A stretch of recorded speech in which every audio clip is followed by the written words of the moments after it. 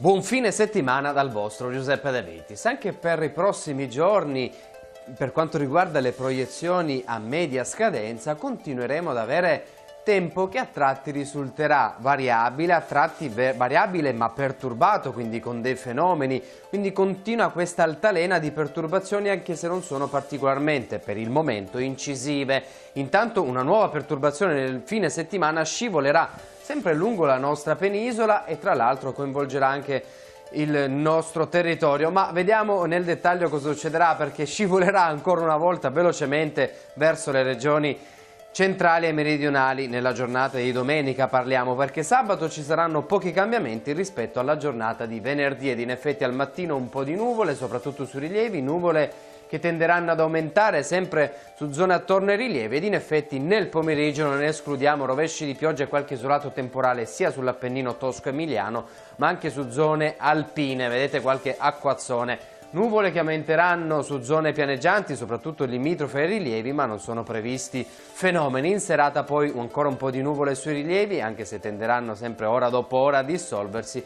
ma senza fenomeni. Quindi nel complesso ancora una giornata abbastanza tranquilla con un po' di instabilità pomeridiana sui rilievi. Temperature minime stazionarie mediamente attorno ai 10 gradi centigradi, temperature massime, guardate, poco al di sopra dei 20 gradi su zone di pianura. Per ora amici mi fermo qui, non ho altro da aggiungere, vi auguro come sempre di trascorrere un buon fine settimana.